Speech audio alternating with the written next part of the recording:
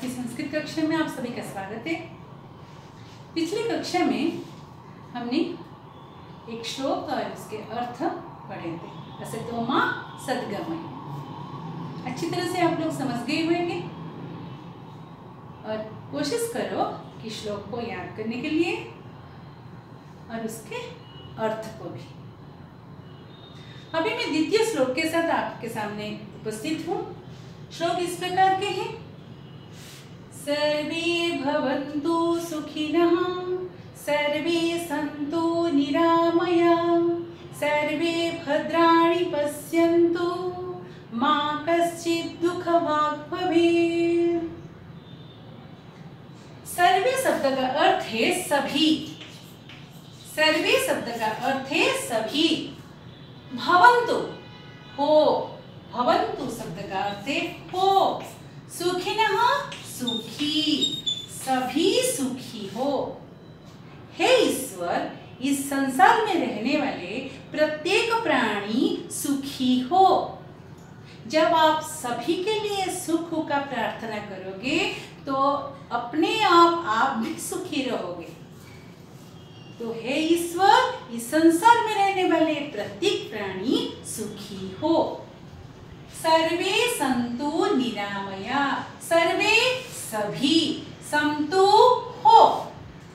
सन्तु अस धातु से उत्पन्न हुआ है, अस धातु से, और भवन्तु भू धातु से, और दोनों का मीनिंग है होना, इसलिए दोनों का अर्थ भी समान है। सभी, सर्वे सन्तु निरामया, सभी हो। क्या हो? निरामया शब्द का अर्थ है निरोगी, अर्थात किसी को कोई भी प्रकार का रोग न हो। डिजीज, जैसे अभी कोरोना महामारी एक रोग है, तो हम भगवान से ये प्रार्थना कर रहे हैं कि इस संसार में रहने वाले सभी सुखी हो और सभी निरोगी रहे। थर्ड पंक्ति में सर्वे भद्राणि पश्यन्तु, सर्वे सभी, भद्राणि, भद्राणि शब्द का अर्थ है कल्याण। भद्राणि शब्द का अर्थ है कल्याण। पश्यन्तु हो या देखो, दोनों अर्थ प्रकाशित होएगा, अर्थात सबका कल्याण हो।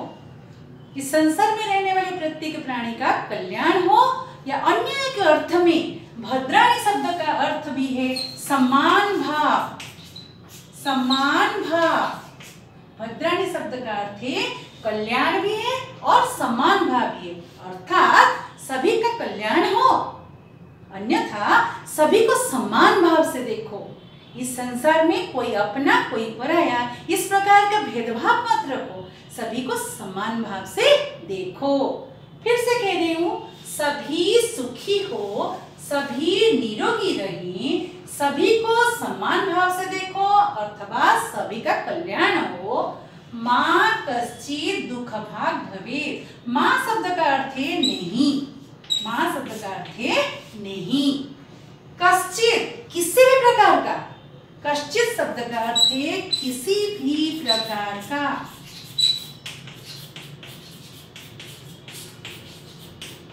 दुख, दुख शब्द का अर्थ है कष्ट, तकलीफ, दर्द। भाग भवेत्, न हो। भवेत् शब्द का अर्थ है, यहाँ पर विधिलिंग लकार है। आप लोगों ने धातु रूप में लट लकार, लंग लकार, लिट लकार, विधिलिंग लकार और लोट लकार पढ़े हो। विधिलिंग शब्द का अर्थ है चाहिए। किसी को भी कोई भी प्रकार का तकलीफ नहीं होना चाहिए, दर्द नहीं होना चाहिए, दुखी कोई नहीं रहना चाहिए। तो भवेत् शब्द का अर्थ है चाहिए, अर्थात मां कश्चित् दुःखभाग् भवेत्, किसी को किसी भी प्रकार का दुख नहीं होना चाहिए। अर्थ मैंने फिर से बोल रही हूं, सुनिए। सर्वे भवन्तु सुखिनः, सभी सुखी हो। सर्वे सन्तु निरामया, सभी निरोगी रहें। सर्वे भद्राणि पश्यन्तु, सभी का कल्याण हो, अर्थात सभी को समान भाग से देखो। मा कश्चित् दुख भाग भवेत्, किसी को किसी भी प्रकार का दुख कष्ट नहीं होना चाहिए। आशा है कि आप अच्छी तरह से इस श्लोक और इसका अर्थ को समझ गए होंगे। मैं अभी चलती हूँ शब्द निर्माण की ओर। शब्द किसे कहते हैं सबसे पहले बोलिए। संस्कृत वर्णमाला में हमने स्वर पढ़ा। स्वर कितने थे हमारे पास? 13, जिसे हमें स्वरः कहते हैं, क्योंकि स्वरः स्वरौ स्वराः, बहुत सारे स्वर होने के कारण वहां पर स्वरः शब्द का प्रयोग किया गया। उसके बाद हमने व्यंजनम पढ़ा। व्यंजनम जो है वो 3 प्रकार के होते हैं, स्पर्श व्यंजन, अंतःस्थ व्यंजन, ऊष्म व्यंजन। सबसे पहला व्यंजन का नाम जो है स्पर्श व्यंजन। स्पर्श व्यंजन में हमने 25 अक्षर देखा, जो क से लेकर म तक है। उसके बाद हमने अंतःस्थ व्यंजन था। अंतःस्थ व्यंजन में हमने पढ़ा 4 अक्षर, जो य से लेकर व तक, और उसके बाद हमने ऊष्म व्यंजन पढ़ा, जिसमें 4 अक्षर थे, श से लेकर ह तक। इस प्रकार व्यंजन में संपूर्ण रूप से हमने 33 व्यंजन पढ़ा था। उसके बाद हमने अयोगभाह पढ़ा था। अयोगभाह जो है वो अम और अह को लेकर बनता है। अम को हम संस्कृत में कहते हैं अनुस्वार, अह को हम कहते हैं विसर्ग। अगर शब्द के ऊपर कोई बिंदी डाला जाता है, जैसे यहाँ पर ऊपर डाला हुआ है, तो ये अनुस्वार है। अगर यहाँ पर शब्द के आगे 2 बिंदी राइट साइड में डाला हुआ है, इसे कहा जाता है विसर्ग। तो ऊपर डाला हुआ बिंदी को हम अनुस्वार कहते हैं, और साइड में जो 2 बिंदी डाला जाता है उसे हम कहते हैं विसर्ग। उसके बाद आपने संयुक्त व्यंजन भी सीखे हैं। संयुक्त व्यंजन 2 अक्षर के मिलन से बनता है, जैसे कि आपने क्ष, क्ष, त्र, ज्ञ, त, स्म। तो इस प्रकार के सारे अक्षर जो है 2-2 व्यंजन से मिलकर बने हुए हैं, उसे हम संयुक्त व्यंजन कहते हैं। संयुक्त व्यंजन के बाद हम एक हलंत के ऊपर नजर डालते हैं। हलंत हम कहाँ पर डालते हैं? व्यंजन के नीचे। और जब व्यंजन के नीचे हम हलंत डाल देते हैं, तो वो अक्षर जो है वो आधा हो जाता है। इसे वो क न होकर क ऐसा हो जाता है। तो क में अगर हम अक्षर अस्वर को जोड़ेंगे तो इसके बाद वो बनता है क, पूर्ण रूप से क बनता है। तो शब्द रचना करते समय हमें ये हलंत की अति आवश्यकता है। अगर हम हलंत के बारे में अच्छी तरह से ज्ञान अर्जन करेंगे तो हमारी शब्द रचना भी बिना भूल किए हुए, अर्थात विदाउट मिस्टेक, हम करेक्ट वर्ड लिख सकते हैं। तो शब्द निर्माण के लिए हम 2 तरीके को अपनाते हैं। सबसे पहला तरीका जो है वो वर्ण संयोग, उसे वर्ण संयोग कहते हैं। वर्ण संयोग अक्षरों को मिलाने की प्रक्रिया को, अर्थात वर्णों को मिलाने की प्रक्रिया को हम कहते हैं वर्ण संयोग। एक उदाहरण यहाँ पर देखिए।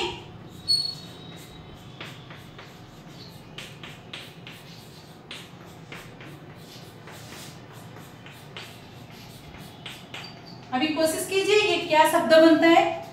क का पहले व्यंजन है, व्यंजन के नीचे हमने हलंत डाला, फिर उसके बाद अस्वर डाले, तो ये दोनों मिलकर हो गए क।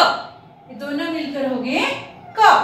फिर क जो है यहाँ पर आधा है, शा जो है वो यहाँ पर भी आधा है, और यहाँ पर आ है, तो क श आ मिलकर ये हो गया शा। तो शब्द बन गया यहाँ पर कक्षा। शब्द रचना करते समय हमें व्यंजन और स्वर दोनों की आवश्यकता पड़ती है, और व्यंजन के नीचे हम हलंत डालते हैं और स्वर जो है वो स्वतंत्र होते हैं। और कुछ समय के बाद वो क्या होता है, व्यंजन के साथ मिलकर नए नए शब्दों की रचना करने में हमें सहायता प्रदान करता है। और एक उदाहरण यहाँ पर देती हूँ, देखिए।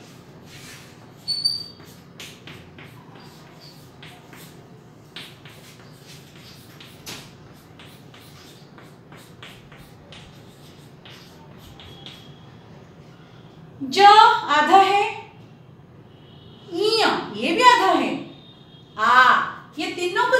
मिला देते हैं, 2 व्यंजन 1 स्वर। यहाँ पर ये हो गया हमारा ज्ञा, और न जो है वो व्यंजन है और बड़ी ई है इधर, तो ये दोनों मिलकर स्वर मिलने के बाद ये हो गया नी। तो यहाँ पर संपूर्ण शब्द कैसे प्रकाशित हुआ? ज्ञानी।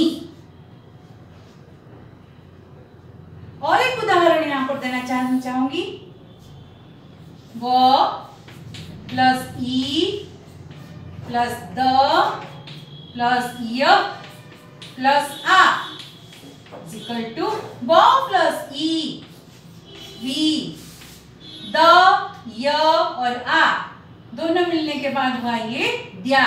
तो शब्द बन गया यहाँ पर विद्या। तो वर्णों को मिलाने की प्रक्रिया को वर्ण संयोग कहते हैं। जब हम आपको शब्द देंगे और शब्दों को आप अलग करोगे, अर्थात व्यंजन पहले फिर स्वर फिर व्यंजन फिर स्वर, ये प्रक्रिया में उसको अलग करोगे तो वो वर्ण वियोग कहलाएगा।